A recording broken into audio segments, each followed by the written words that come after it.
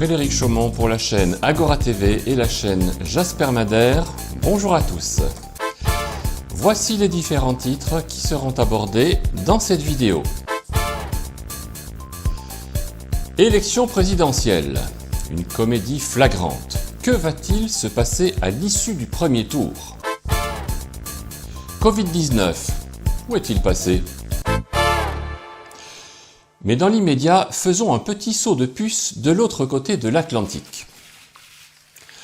Je tiens à préciser aujourd'hui que mon administration se concentrera sur la fin de la pratique absolument horrible de la traite des personnes et je suis prêt à apporter toute la force et le poids de notre gouvernement au niveau fédéral et au niveau le plus haut que vous pouvez afin de résoudre cet horrible problème qui s'aggrave et qui se produit aux États-Unis en plus du reste du monde.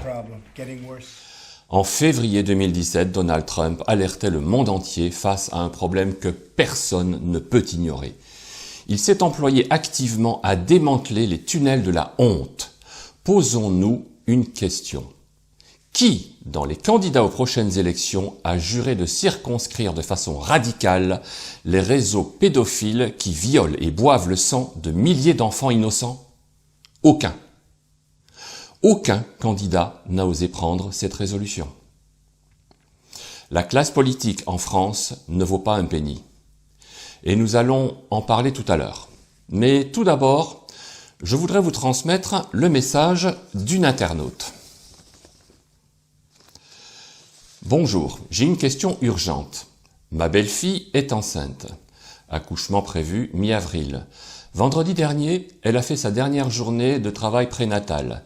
Elle a travaillé debout toute la journée jusqu'à minuit sur l'Assemblée nationale de familles rurales, donc beaucoup de monde.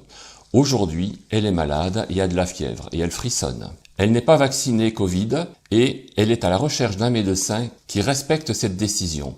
Pouvez-vous me renseigner un médecin dans l'Indre? Merci d'avance, Patricia Salvinel-Clercs. PS Réinfo Covid reste sans réponse. Donc, si quelqu'un qui habite dans l'Indre connaît un médecin digne de ce nom et qui accepte de recevoir cette personne sans a priori et sans obligation d'injection, merci de se faire connaître. Il est évidemment bien malheureux que beaucoup de médecins se soient laissés abandonner leur droit de prescription et leur droit de prendre des décisions salutaires pour leurs propres patients. Mais malheureusement, c'est bien le gouvernement qui impose dorénavant ses directives quant à la façon de soigner la population. Qu'ils soient médecins, dentistes, cardiologues, obstétriciens, pédiatres ou autres, ils ont tous fait des études de médecine. Ils ont tous prêté le serment d'Hippocrate. Et le gouvernement ou n'importe quel autre complice de Macron ne devrait pouvoir se permettre de faire barrage face à la compétence de ces personnes hautement qualifiées. Ils outrepassent largement leur pouvoir et leurs qualifications. Covid-19. Aujourd'hui, ce n'est plus du tout un secret, nous parlons de chiffres et de faits. Le plus inquiétant est évidemment le lien de cause à effet du pseudo-vaccin sur le nombre de morts.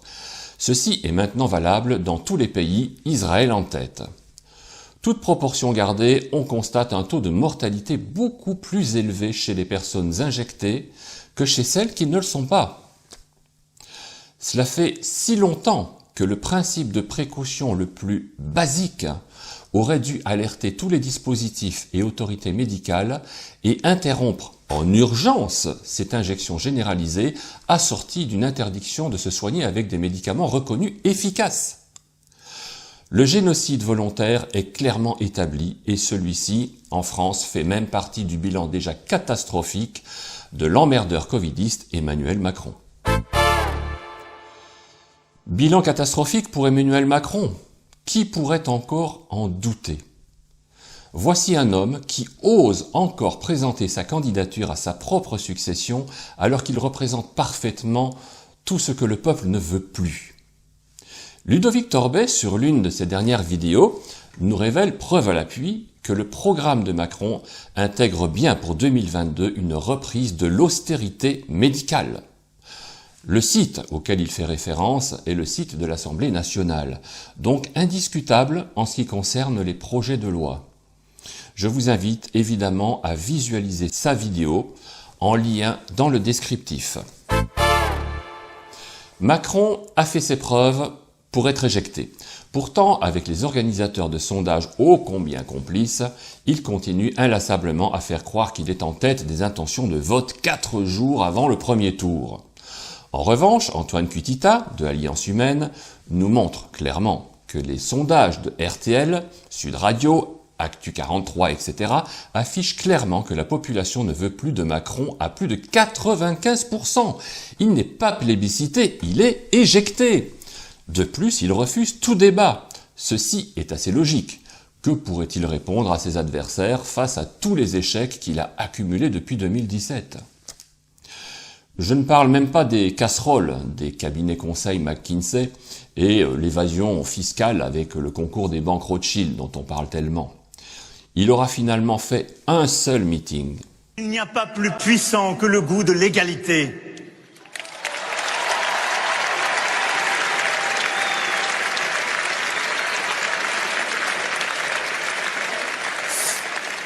Face à ceux qui tentent de semer le poison de la division, de fragmenter, de fracturer les hommes, il n'y a pas plus puissant que la force tranquille de la fraternité. À défaut de crédibilité, ce personnage ne manque pas de culot. Il ose critiquer les autres de tout ce qu'il a fait lui-même. On a largement dépassé le niveau du pathétique. À propos de ce meeting, nous avons indiqué, il y a environ 2 semaines, que Pôle emploi embauchait des figurants pour assister à l'événement. C'était malheureusement une fake news. Nous sommes nous-mêmes tombés dans le panneau et je m'en excuse. Par contre, la vérité, elle n'était pas si loin. À défaut d'avoir embauché des figurants, Macron a organisé un concours avec des récompenses à la clé, si vous amenez des amis pour remplir les gradins. Cette action navrante nous paraît encore plus pathétique qu'une embauche de figurants. Les vainqueurs du défi national se verront remettre des prix à la hauteur du moment que nous allons vivre ce 2 avril. Pour les 5 premiers, un moment privilégié et unique après le meeting. On ne sait pas ce que c'est. Peut-être ont-ils été invités à faire un petit coucou à Macron dans les vestiaires. Les 10 suivants assistaient au tournage de la série Le Candidat. Ah, ça vaut le coup. Quand même, aller voir Macron en meeting, ça mérite une petite récompense. C'est tout à fait normal. Les 20 suivants, temps d'échange avec un ministre. Avec Véran? Avec Castex? Prenez un verre, mais vous devez vous asseoir. Si vous vous levez, vous aurez 135 € d'amende. Les 35 suivants, 30 € offerts à la boutique de campagne. Ça fait si longtemps que je rêvais d'un beau pull Macron. Oh zut, 49 €. Ça ne va pas faire avec les 30 €. En plus, les frais d'envoi ne sont gratuits qu'à partir de 70 € d'achat. Dommage. Les 100 suivants, un portrait dédicacé par le candidat. Waouh, un portrait de Macron signé par le président lui-même. Ça aura peut-être de la valeur plus tard. Valeur historique. Les 200 suivants, une visite du QG avec un apéritif convivial en présence de personnalités. J'ai toujours rêvé de voir des personnalités. On va peut-être voir des joueurs de foot. Ce serait formidable. Bref. Voici donc ce que doit faire Macron pour attirer des gens pour venir l'applaudir. Et à regarder de plus près, le succès ne fut pas du tout au rendez-vous. Les caméras ont évité de filmer toutes les chaises vides et ont essayé d'éviter les pancartes et calicots désagréables. Ça fait désordre. D'autres candidats pourtant n'ont absolument pas besoin d'un tel tapage médiatique pour rassembler des dizaines de milliers de personnes. Partant de là, comment peut-on encore dire que Macron est en tête des intentions de vote ? C'est évident, Macron ne peut en aucun cas être élu sans tricherie. Si notre regretté Coluche était encore de ce monde, il dirait « il ne faut pas prendre les Français que pour des cons ». Que va-t-il alors se passer le dimanche 10 avril, c'est-à-dire demain? Et surtout, que se passera-t-il le 24 avril, dans 2 semaines? Si l'on s'en tient à la tricherie des sondages, Macron passera au premier tour les doigts dans le nez, même si personne ne vote pour lui et même si personne ne veut de lui. Face à lui, Zemmour ou Le Pen, classique. Compte tenu qu'il y aura forcément tricherie, s'il y a le moindre risque que le poteau rose soit découvert, Macron va tout faire pour annuler la seconde étape de ces élections. Un événement le justifiera. Peut-être une pandémie de bactéries Escherichia coli, de listeria, de salmonelle. On est en train de nous y préparer avec les Kinder et les pizzas Buitoni. On va peut-être nous faire croire que c'est terriblement contagieux, qu'il faudra nous confiner à cause des pizzas et des Kinder. Il faudra peut-être même vacciner les enfants pour qu'ils soient autorisés à dévorer un Kinder surprise. Plus sérieusement, il va peut-être y avoir un attentat, ou alors une dégradation des relations diplomatiques avec la Russie. Ce serait très facile pour Macron. Il reste une part de mystère, mais ce qui semble le plus évident, c'est que les pseudo-élections n'aboutiront pas. Si tel est le cas, Macron resterait à la place de faux président de façon perpétuelle, pourquoi pas? De toute façon, il va se passer quelque chose. Mais on doit sérieusement le décliner à l'échelle mondiale. Je vous ai parlé de Macron, mais la problématique est bien plus vaste. En gros, dans ce monde, il y a deux camps, l'État profond, ou Deep State, et tout le reste du monde. L'État profond, c'est ceux qui, avec la France malheureusement, veulent promouvoir le nouvel ordre mondial et réduire la population de 7 milliards à 500 millions d'individus par la maladie, la stérilisation par injection. Le génocide est déjà en cours, je ne vous apprends rien. Tout est écrit depuis le 22 mars 1980 sur les pierres de granit du Guidestone en Géorgie. Il y a suffisamment d'indices qui nous permettent de voir que Macron est bel et bien contre le peuple et donc pour le nouvel ordre mondial. Ce ne sont plus les preuves qui manquent. De plus, Sarkozy a été un des premiers présidents à trahir la démocratie par son traité de Lisbonne. Macron fait de même avec la triche électorale qui sera très facile à prouver.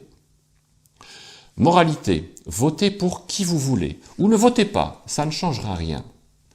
Le nouvel élu a déjà été choisi, ou bien les élections n'aboutiront pas pour maintenir Macron au pouvoir. Nous espérons avoir plus d'informations à vous produire pour samedi prochain, mais le scrutin aura peut-être déjà été ajourné d'ici là. Chers citoyens, je vous remercie pour votre attention et je vous dis à très bientôt.